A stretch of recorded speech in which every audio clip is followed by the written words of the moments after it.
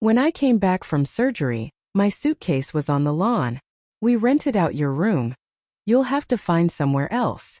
After months in the hospital, believing I would find my home and my son's embrace, I was met with coldness and contempt. In a few short minutes, I realized that the house where I had raised my family was no longer mine. I was kicked out by the one I loved most, carrying only a suitcase and a shattered heart.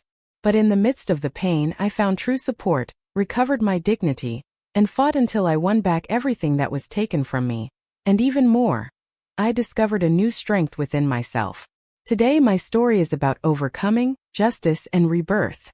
I'm happy to have you here. Follow each chapter to the end and comment with the city you're watching from so I can know how far my story has reached. The fresh morning air felt more alive as I walked through the hospital doors, supported by a cane and a mix of fragility and hope. Each step reminded me of the recent surgery, but also of the desire to smell my home again. In the car, I imagined Kevin's hug, the smile that always warmed my days, and the comfort of lying in my own bed. I looked out the window, watching the city go by, as if it were leading me back to the life I knew. There was no room to think about anything but the joy of returning. When we turned the corner of my street, my heart quickened. The grass was greener than I remembered, and the sun illuminated every detail of the facade. Then my eyes landed on something that didn't fit. My suitcase, alone, left on the lawn as if it had been discarded. I paused for a moment, not understanding. Maybe someone had made a mistake. Maybe it was a misunderstanding. I took a deep breath, trying to push away the discomfort. I got out of the car carefully, feeling my hip protest. The gentle wind contrasted with the strangeness of the scene before me. Each step toward the suitcase felt heavier, as if the ground were becoming denser. I looked around, searching for Kevin or Stephanie, but the front door was closed. The key, still in my pocket, seemed to have lost its purpose. I thought about all the messages we exchanged before the surgery, the promises of care and attention. I remembered Kevin saying he would be by my side every step of the way. It was impossible to imagine that anything was wrong, not after everything. Still, the image of that suitcase made me uneasy, as if it were announcing something I didn't want to hear. I gripped my cane tightly, took a deep breath, and took another step. The silence of the house, mixed with the distant sound of the street, enveloped me. That's when I heard slow footsteps approaching from inside. Kevin's face appeared at the door, serious, distant, without a trace of joy. But then I heard the words that would change everything. "We rented out your room. You'll have to find somewhere else." The words fell on me like a weight I couldn't bear. For a moment I felt no pain in my hip, no sensation in my body, just a void that took my breath away. I tried to understand, but nothing made sense. It was my house. It was my son. "Kevin, what are you saying?" I asked, my voice trembling, almost a whisper. He averted his gaze, as if my questions were too inconvenient to be heard. His expression was made of stone, and every second of silence hurt more than the sentence he had just spoken. Behind him, in the dimness of the hallway, I saw Stephanie, arms crossed and a slight raise of her eyebrow. The indifference on his face made me take a step back. I wanted to believe there was a reason, an emergency, any justification that would make sense of it. But Kevin offered nothing, not even a dry explanation. He just closed the door a little more, like someone who didn't want to prolong the moment. I felt my body weaken, not because of the surgery, but from the weight of a rejection I never imagined I would feel. I looked at Stephanie, searching for a trace of compassion, but found only calculated coldness. She didn't say a word, but her silence was as sharp as any sentence. That moment wasn't just a refusal, it was a rupture. And deep down, something told me that Kevin wasn't alone in this decision. The worst part wasn't what he said, but what he didn't. Diane welcomed me at her door with open arms and a look filled with concern. I didn't need to explain anything. She understood everything the moment she saw me. Her home, always so welcoming, became my makeshift refuge. As she helped me inside, I felt the contrast between rejection and the sincere embrace of a true friend. I spent the night lying in the guest room, staring at the ceiling as if it could answer my questions. I replayed every detail of the scene at my front door, every expression, every pause. The surgery had left my body fragile, but that was nothing compared to the fragility that now dominated my heart. Diane brought me tea, sat beside me, and promised I wouldn't go through this alone. Her words were like a warm blanket on a cold night, but the pain continued to throb inside. It was hard to accept that after raising and caring for Kevin for so many years, he could turn his back on me so cruelly. Between sips of tea, I started to think about Stephanie. Her posture at the door, the calculating look, the silence that said more than any words. It wasn't just my imagination, there was something there, something that wasn't being said. And deep down, I knew that this abandonment wasn't just a practical or momentary decision. Something told me there was more to this story than Kevin was willing to admit. From the windows of Diane's house, I saw my old street as if it were part of a world I no longer belonged to. People I had never seen before went in and out of my door, carrying suitcases and boxes. Every movement was like a silent invasion, an emptying of everything that was once mine. The room that held my memories now hosted strangers, and the sound of their laughter seemed to mock my exile. I tried to keep my mind focused on physical therapy, repeating each exercise like a mantra to avoid thinking. But with every stretch, with every practiced step, the image of my house filled with strangers returned with force. It was impossible to turn off my mind. Diane, always attentive, tried to distract me with conversations about the garden, new recipes, and the soap operas she followed. I smiled so as not to worry her, but inside I felt that the physical distance didn't lessen the pain. On the contrary, it seemed to amplify it. My body was recovering slowly, but what weighed on me most was the feeling of being replaced. The space where I raised my son, where I cried and dreamed, was now just a rental address. I felt like an old piece of furniture, removed to make way for something more modern. It was as if a shadow was behind every change, moving pieces without my noticing. I needed to know who was really behind this. One late afternoon, I gathered the courage to walk past my old house. I didn't know what I was looking for. Perhaps just a confirmation that all of this was real. That's when the door opened and Stephanie appeared. The smile she gave me had no warmth. It was a rehearsed gesture, loaded with something deeper. "You know, Betty, the house needed to make money," she said, like someone offering advice disguised as a favor. She added with an almost condescending tone that it was for everyone's good. The words hung in the air, like an unpleasant perfume that wouldn't dissipate. I looked at her, trying to find a trace of regret, but I only saw triumph in her eyes. Her upright posture, relaxed shoulders, the way she held the key to the door. Everything about her overflowed with control. I felt I was facing someone who hadn't just participated, but had orchestrated everything. I wanted to ask her directly, to pull out every detail, but I knew I wouldn't get an answer. Stephanie was the type to keep her secrets like weapons, using them at the exact right moment. Any confrontation there on the sidewalk would be in vain. I kept walking, feeling the weight of that encounter and the echo of her words. I knew that woman had more to say, but she would never say it to my face. Days later, Diane returned from a conversation with an old friend of Kevin's, visibly disturbed. She sat with me at the table and with a heavy sigh told me what she had discovered. It was Stephanie who suggested renting out my room. Not only suggested, she pressured Kevin until he agreed. Diane's words pierced my chest like a cold blade. I wanted to believe that Kevin had acted out of necessity, that it had been an isolated mistake, but the revelation dismantled any justification. Everything had been planned with coldness. Diane said that, according to the friend, the goal was never to help with my recovery or alleviate expenses, but to make a profit. It was a business, and I had been treated as an obstacle to be removed. The realization brought a bitter mix of anger and sadness. That night, I lay awake for hours, staring at the guest room ceiling. I replayed every encounter with Stephanie, every seemingly harmless gesture that now revealed ulterior motives. The trust one had in her, however minimal, completely vanished. If she had managed to convince Kevin to kick me out of the house, who was to say she couldn't take him even further? If she could convince him to kick me out, what else could she get him to do? I tried to approach Kevin one morning when he was alone on the porch. I sat beside him, looking for a calm moment to talk, but I only received short, almost muttered responses. Yes, no, maybe, dry words thrown like stones.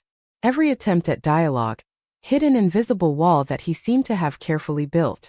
It was as if my presence bothered him. as if I were a reminder of something he wanted to forget. I searched his eyes for any sign of affection, but Kevin kept them fixed on a distant point, avoiding eye contact like someone fleeing an uncomfortable truth. The coldness in his expression made me feel like a stranger within my own family. The silence between each response was heavier than the words he, perhaps, would never say. Meanwhile, Stephanie passed through the hallway as if she heard nothing. Her quick, almost disdainful glance carried the certainty that the matter was closed. She acted as if I were no longer part of their lives, as if my story there had ended the day I came back from the hospital. The atmosphere in the house was suffocating. There were no arguments or shouts, just a stifling emptiness, a cold air that enveloped me whenever I tried to salvage any connection. It was the absence of affection that hurt the most, even more than the rejection itself. At that moment, I realized the distance between us wasn't physical, but emotional, and perhaps it was impossible to shorten. His indifference hurt more than any word.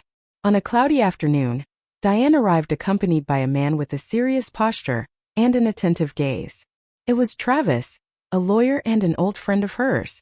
He sat with me at the table and, without beating around the bush, pulled a brown envelope from his briefcase. The weight I felt in my hands as I held it wasn't physical. It was an omen. I opened it slowly and saw a document that, at first glance, looked legitimate. It was a partial transfer of property, signed with my name. My eyes scanned every letter, every stroke, until the reality hit me. That was not my signature. Travis firmly confirmed what my gut was screaming. It was a forgery. And it wasn't recent. The document had been registered weeks before my surgery. The next words fell on me like blows. The person responsible for this was Kevin. My own son had legally taken from me a part of what I had built over a lifetime. I felt a wave of nausea, as if the floor had disappeared from under my feet. Travis explained that it would be possible to contest it, but we would need to act cautiously so as not to alert Kevin and Stephanie. I remained silent, trying to absorb not only the betrayal, but the coldness required to execute something like this. It wasn't a thoughtless mistake. It was a plan. The pain I felt in that instant surpassed any material loss. It was the irreparable breach of trust. If he was capable of this, how far would he be willing to go? That night, sleep didn't come. I lay in Diane's guest room, staring at the ceiling as if my new reality were engraved on it. The fake document, Kevin's coldness, Stephanie's calculating gaze. It all played in my mind like a movie on a loop. But in the midst of the pain, a certainty began to form. I would not be a silent victim. I got up slowly, grabbed a notebook and started writing down every detail I remembered. Dates, conversations, places, gestures. I knew that, in the future, every piece of this memory could become evidence. It was as if, suddenly, my pain had found a purpose. For years, I had dedicated my life to caring for others, always putting their needs before my own. Now I realized it was time to take care of myself, to fight for what was mine. And this fight wouldn't just be for a house, but for my dignity. As I wrote, I felt the anger transform into focus. It was no longer just suffering, but a new, silent, and powerful fuel. I knew it would be a long battle, requiring patience and strategy, but I was ready to resist. Kevin and Stephanie still thought I accepted everything with resignation. They had no idea. But the war had just begun. After the discovery of the fake document, I decided it wasn't worth wasting energy on direct confrontations. I remained silent, observing every move, mentally recording everything that could be useful at the right time. Kevin, perhaps noticing my distance, began to act with an almost automatic indifference, as if our conversations were a nuisance he needed to avoid. Stephanie, on the other hand, seemed comfortable. She walked through the house with the confidence of someone who believed the battle was already won. She treated me as if I were an inconvenient detail in a story she had already closed. Her posture made it clear that, for her, there was nothing left to discuss. The atmosphere in the house had become heavy, with no room for affection or reconciliation. Every room once filled with memories now seemed empty, as if the walls had absorbed the tension. Even the air felt colder, charged with something that time couldn't dissipate. There were moments when loneliness enveloped me like a coarse blanket. I remembered the old laughter, the conversations in the kitchen, and wondered when it all had started to go wrong. Even so, I held firm. I couldn't let sadness paralyze me. I knew I needed more than patience to turn the tables. I needed strength, allies, and fate silently was beginning to prepare me for that. I needed allies. And I was about to reconnect with one. On a quiet afternoon, Diane entered the living room with a different sparkle in her eyes. She sat beside me and, holding my hands, said she had received an unexpected message. "Betty, James got in touch. He heard about everything." My heart sped up. The mere mention of his name brought a wave of memories, good and bad, washing over me. James, my eldest son, had been distant for years after disagreements we were never able to resolve. The void left by his absence still hurt, and I always wondered if he ever thought of me. Now, knowing he had heard my story stirred conflicting feelings, hope and fear walking side by side. Diane explained that he was shocked by what Kevin and Stephanie had done, and that he wanted to understand the situation better. I was silent for a few seconds, trying to absorb the news. It was as if a door I believed was locked forever had opened, however timidly. Part of me wanted to protect my heart from new disappointments, but another part, perhaps deeper, longed to hear James's voice and feel, even for a moment, that there was still room for a reunion. I took a deep breath and said to Diane, "I want to talk to him. I want to hear from his own mouth what he has to say." Something in my intuition told me this contact was no mere coincidence. Maybe he was the key to breaking this silence. Late that night, the phone rang. My heart leaped when I saw James's name on the screen, something I hadn't seen in years. I answered with a hesitant hello, and on the other end, his voice came through, firm but filled with emotion. It only took a few words for me to recognize the protective tone that had always been there, even in our worst moments. "I heard what happened, Mom. And I'm so sorry I wasn't there," he said, his voice choked with emotion. I told him everything, from the surgery to the suitcase on the lawn, to Kevin's coldness and Stephanie's silent coup. There was a long silence, and I feared he wouldn't know what to say. But then James responded with conviction. He assured me I wouldn't face this situation alone, and that he would do everything in his power to help me. His words were like a balm on open wounds. As he spoke, I felt a light turn on inside me. It was the first time in a long time that I saw a path beyond the pain and loneliness. The tears came, but they weren't tears of sadness. They were of relief and gratitude. Before hanging up, James made a promise that echoed in my heart. He said, "Mom, I'm coming back." 2 days after our phone call, I heard firm knocks on Diane's door. When I opened it, I saw James standing there, holding a worn suitcase, his eyes misty. For a moment, we just looked at each other, as if trying to recognize in our faces the marks of time and distance. Then he dropped the suitcase and wrapped me in a tight hug, the kind that leaves no room for doubt. I felt the weight of years of distance dissolve in seconds. My body, so used to tension and isolation, relaxed in a way it hadn't in a long time. That hug didn't erase the past, but it clearly said, "I'm here now." When we pulled apart, James apologized. He spoke about the mistakes he made, about how he let foolish pride carry him away, and about the pain he felt when he learned what Kevin had done. His voice trembled, but every word carried sincerity. We sat in the living room, and he wanted to know every detail.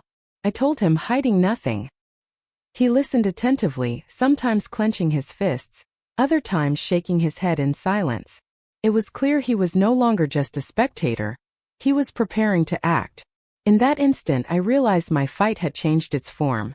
I was no longer just up against Kevin and Stephanie. Now I was no longer alone. The morning after James arrived, Travis came to Diane's house.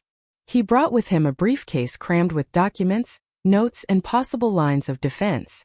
The three of us sat at the table, and the atmosphere was one of absolute concentration. He began by reviewing what we had already gathered, and pointing out the gaps we needed to fill. James, still processing the weight of the situation, took a practical stance. He suggested seeking not only documentary evidence, but also testimonies that could expose Stephanie and Kevin's pattern of behavior. He mentioned neighbors, longtime friends, and even former co-workers who could confirm my history and integrity. Travis agreed but reinforced the importance of acting silently. Any hasty move could alert the two, and lead them to destroy evidence or manipulate witnesses. I listened to every word carefully, feeling that finally a solid plan was being formed. On paper, we noted each step, collect receipts, record conversations, search for old files, and monitor any attempt to sell the house. James committed to handling the fieldwork, while Travis would proceed with the legal strategy. My role was to remain calm and continue gathering information discreetly. Hope began to settle in my chest again, but this time it was accompanied by focus and discipline. Stephanie had no idea what was coming. A few days later, James insisted on accompanying me to the house to retrieve important documents that were still there. Walking through that gate again was strange, a mix of nostalgia and alertness. As soon as we entered, Stephanie appeared in the living room, arms crossed and her gaze sharp. She didn't hide her annoyance at seeing James. "What are you doing here?" she asked in a tone that tried to impose authority. James responded calmly but firmly, saying he was there to help me collect what was mine. The silence that followed only heightened the tension in the air. Kevin appeared in the hallway but remained at a distance, avoiding looking directly at me. His posture was that of someone who didn't want to get involved, as if he preferred to pretend nothing was happening. This indifference, which once hurt me deeply, now only strengthened my resolve. As I gathered my papers, I noticed my hands were no longer shaking. I looked around without fear, aware that I was slowly reclaiming not just my belongings but my place. James, by my side, transmitted a silent strength that kept me upright. As we walked out the door, I noticed a new detail. Kevin and Stephanie were watching me attentively, as if they noticed something different. And there was. They realized I was no longer the same. The last few days had been intense. Between conversations with Travis, searching for documents, and defiant looks from Stephanie, my body began to show signs of exhaustion. A throbbing pain in my chest and a sudden weakness forced me to sit down. Before I knew it, Diane was calling an ambulance. At the hospital, the diagnosis was clear. My body was reacting to the accumulated stress. The recommendation was complete rest, but I knew the battle outside wouldn't wait for my recovery. Still, for the first time in a long time, I was forced to stop. Stephanie didn't waste any time. Diane told me she was telling neighbors and acquaintances that I was unable to take care of myself, and that it would be better if someone else took over the responsibilities of the house. Her words were calculated to pave the way for something much worse. Kevin, according to Diane, seemed torn. There were moments when he showed genuine concern, but he would soon withdraw, perhaps not to contradict his wife. It was like watching an internal duel in which he didn't have the courage to choose a side. Diane, steadfast, promised me she would take care of everything in my absence. I looked out the hospital window, feeling the weight of the situation, but also something new. Even lying down, I was not defeated. But from my hospital room, I could still fight. The next morning, James entered the hospital room with a tense expression and hurried steps. Without beating around the bush, he told me he had discovered an attempt by Stephanie to rush the sale of the house. She was already in contact with potential buyers and intended to close the deal before any court injunction could be issued. Travis, upon receiving the news, reacted immediately. He called the courthouse, prepared petitions, and activated emergency legal measures to prevent any transaction. His voice was firm, but his eyes held the awareness that we were entering an even more delicate stage of the dispute. The tension in the room grew. Between phone calls and signatures, I realized that my active presence was essential, even while hospitalized. I asked for the documents to be brought to me and, propped up in bed, I signed a formal contestation. My hand trembled, but not from insecurity. It was just a reflection of physical weakness. James stayed by my side throughout the process, ensuring that nothing was done without my authorization. His posture gave me a sense of security and the certainty that this time, I had someone to protect my interests with the same intensity one would protect them myself. As I watched Travis leave with the papers to be filed, I understood that this battle was far from over. The war was far from over. A few days later, James received a call from an acquaintance at the notary's office. Stephanie had presented a guardianship document that supposedly gave her full power to sell the house. The problem was that no such guardianship legally existed. It was another carefully prepared forgery.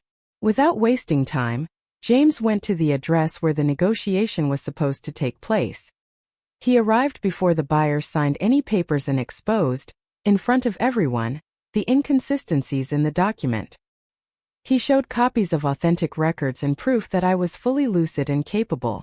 The meeting immediately fell apart. The potential buyers withdrew, and Stephanie was forced to end the conversation, furious. Travis, informed by James, began preparing a new lawsuit, this time with even greater criminal weight. Kevin, upon learning of the episode, couldn't hide his discomfort. Perhaps for the first time he seemed to understand the gravity of what they had done. His gazes were no longer just cold, they carried a shadow of concern. When James told me everything at the hospital, I felt immense relief. This partial victory showed that we were prepared to counter any attack. But it also made it clear that they had crossed every line. They crossed a line. And they couldn't go back. In a short time, my story began to travel the sidewalks and street corners of the neighborhood. First, it appeared in whispered conversations at the gate. Then it was openly discussed in encounters at the market and the bakery.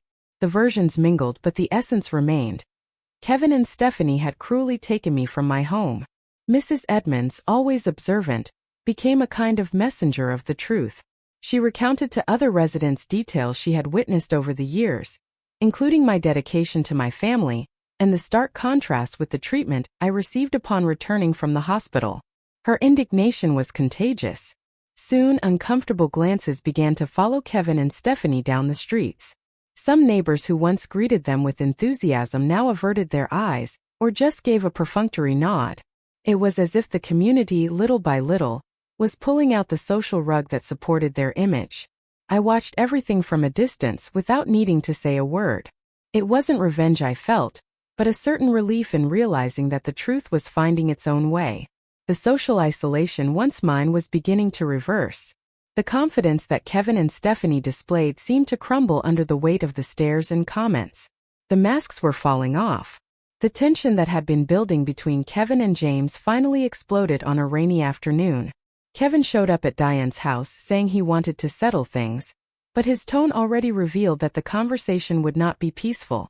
James met him at the gate, and I remained in the kitchen, listening to every word that passed through the walls.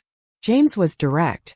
He accused his brother of cowardice, of hiding behind Stephanie's decisions to avoid facing his own conscience. His voice was firm, laden with disappointment. Kevin responded defensively, claiming he only wanted to keep the peace, and that everything had gotten out of control. The dialogue turned into a clash of uncomfortable truths. James recalled the example our father had always tried to set, and asked how Kevin could look at himself in the mirror after what he did. Kevin, cornered, began to speak more quietly, as if trying to shield himself from his own words. In the kitchen, I held a mug of tea that had already gone cold. The tears that fell were not of pain, but of relief to see that, at least, James was there to say what I didn't have the strength to say myself. Despite everything, something in Kevin's tone made me believe he could still switch sides. If he wanted to. He could still choose what was right. Travis arrived one afternoon carrying a recorder and a folder full of papers. He had obtained statements from neighbors who confirmed my constant presence in the house before the surgery, and the abrupt change when I returned. Some reported seeing Stephanie removing my belongings, while others said they had heard comments about the profit from renting the room. Diane, tireless, contributed new evidence. She found receipts for payments made by Stephanie for small repairs and changes, all dated before my hospital discharge. Along with them were audio recordings in which Stephanie spoke openly about the plan to rent the space to people who would pay well. Sitting at the table with all this material before me was like watching a puzzle take shape. Each piece of evidence fit with the next, building a solid narrative that could not be easily disputed in court. At the same time, I began to prepare myself emotionally for the trial.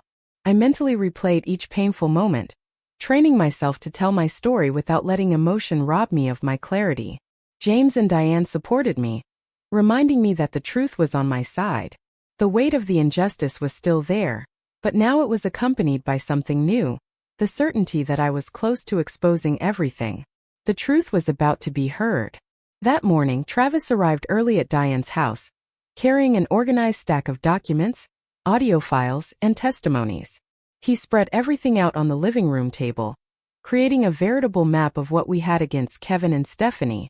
There were dates, records, and evidence that connected precisely, revealing every step of their plan. I sat before that scene calmly, my eyes scanning each page. It was strange to see my life, my pain, and even my home transformed into files, but it was also comforting to realize that now all of it had legal value and could give me back my dignity.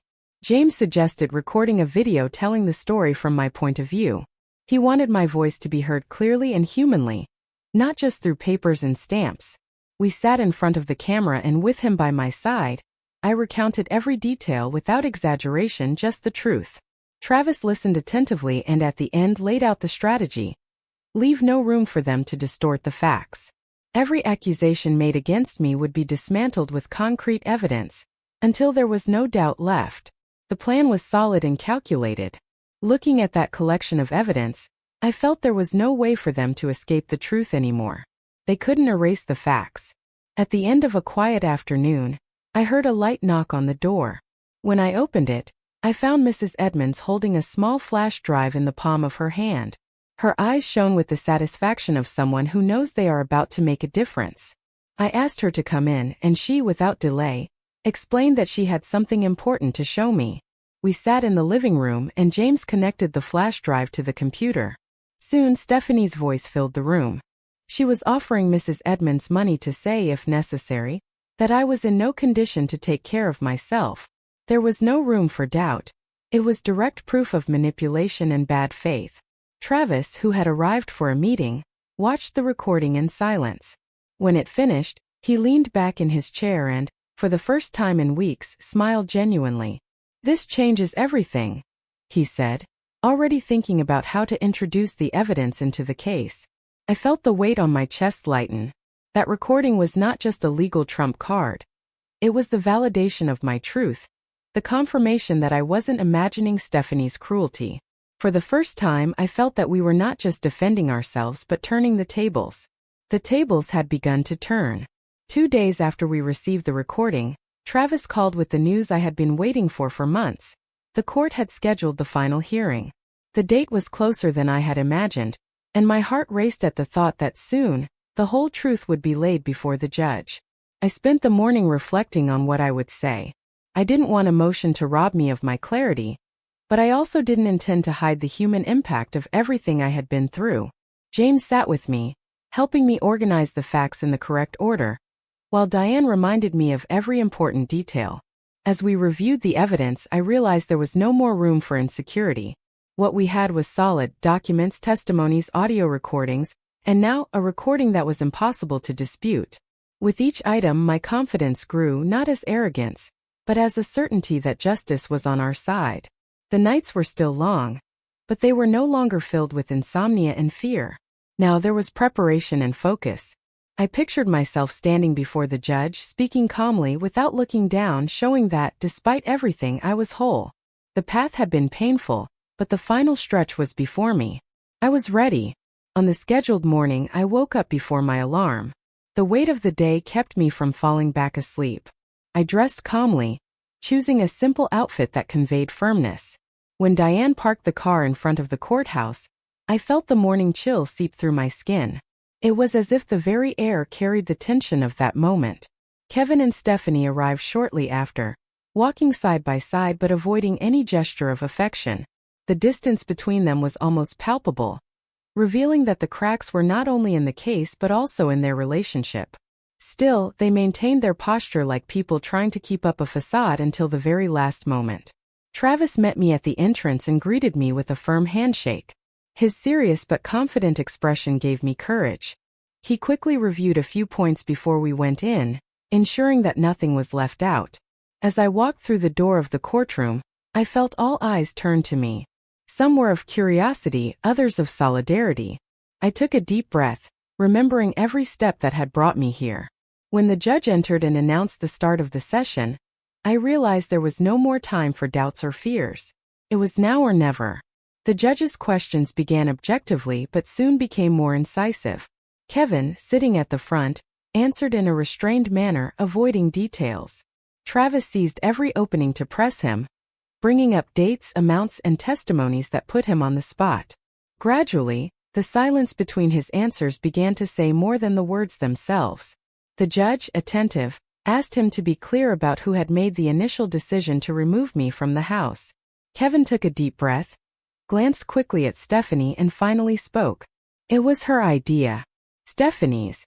I only agreed because I was afraid of losing her. The words echoed in the room, breaking the resistance he had maintained since the beginning of the case. A murmur went through the space, while Stephanie remained motionless, her gaze fixed straight ahead. The judge jotted something on his notepad, visibly impacted by the admission. It wasn't common to see such a direct confession, especially in a context so loaded with evidence already presented. Kevin lowered his eyes, as if trying to hide from the gravity of what he had just said.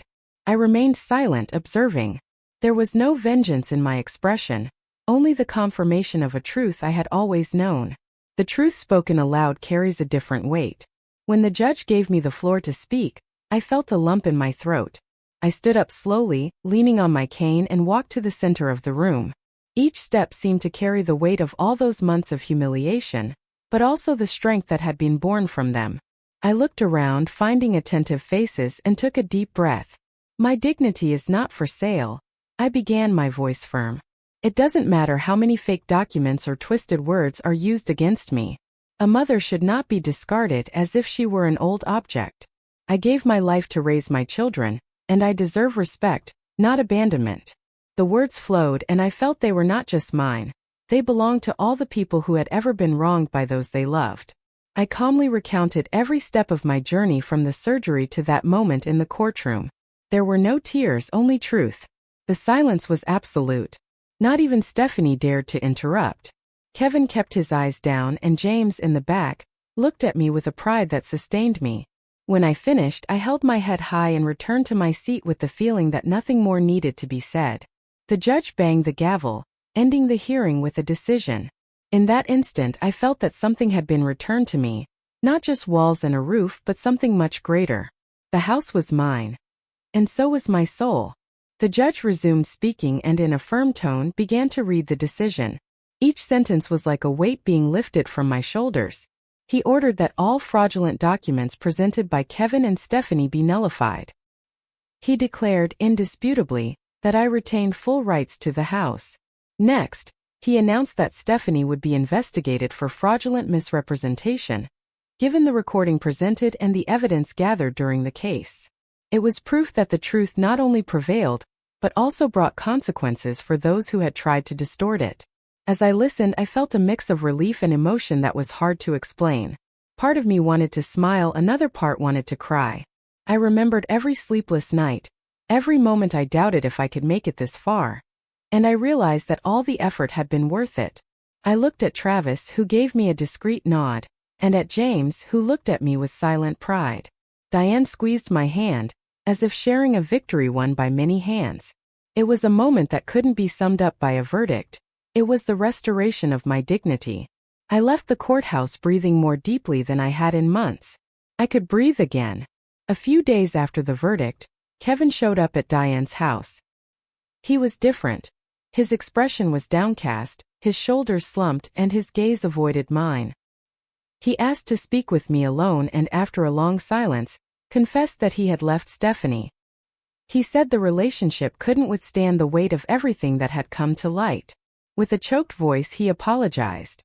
He said he had lost his way, that he had let fear and Stephanie's influence dictate his choices. He admitted that he needed to relearn how to be a son, and that it would only be possible if I gave him a chance. I listened to every word without interrupting. Inside, a part of me was glad to see signs of remorse, but another part remained wounded. It wasn't simple to forget the nights of pain, the abandonment, the coldness. There was a chasm between us that wouldn't be filled with a single apology. I replied that forgiveness didn't mean erasing what happened, that I was willing to let him try to rebuild the relationship, but that time would be the judge of this new stage. Kevin nodded like someone accepting a just sentence, and said goodbye with a timid hug. As I closed the door, I realized that this painful cycle was finally coming to an end. Some bonds to be rebuilt need time. The day to return home arrived like a breath of freedom. James and Diane accompanied me, helping to carry boxes and memories. As I opened the door, I smelled the scent of wood and memories, mixed with a feeling of a new beginning. The weight of before was gone, leaving only space for the new. We started the renovations immediately. Walls were painted in light colors, as if each brushstroke erased a bit of the past's marks. In the bedrooms, I changed furniture, repositioned curtains, and opened windows that had long remained closed. Every change was an act of affirming my new life. In the yard, I planted flowers.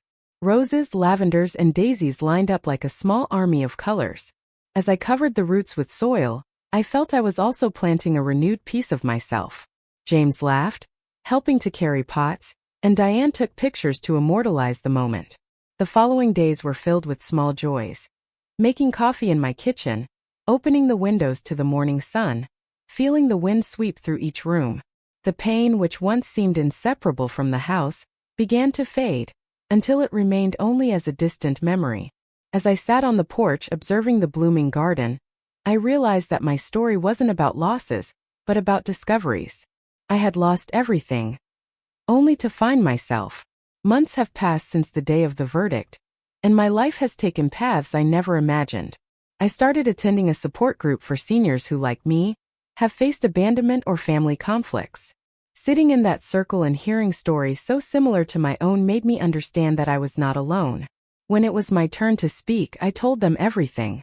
From the hospital to the courtroom, from pain to victory, without hiding the frailties and falls along the way. It wasn't easy to revisit every detail, but I realized that my voice, once muffled, now echoed with strength. I saw in the eyes of others the hope that I once lacked. Turning my pain into a mission became my purpose. I began to help new members, guiding them on legal and, more importantly, emotional paths.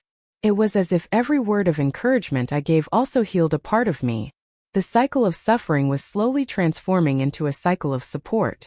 Kevin now calls me once a week. The conversations are still short, but they carry a care that didn't exist before. James, for his part, remains by my side, helping me with daily tasks and sharing laughs that remind me of the good times. One morning, I sat on the porch to watch the garden. The flowers I planted in this new phase of my life were more vibrant than ever. I smiled, realizing that, just like them, I had also been reborn. After all, everything blossoms even after winter. Now, I'm curious about you who listen to my story. What would you do if you were in my place? Have you ever been through something similar? Support the channel, subscribe, like, comment, and share this video. I'm leaving another story on the end screen that you'll also enjoy, and it will definitely surprise you. Thank you for watching, and see you in the next video.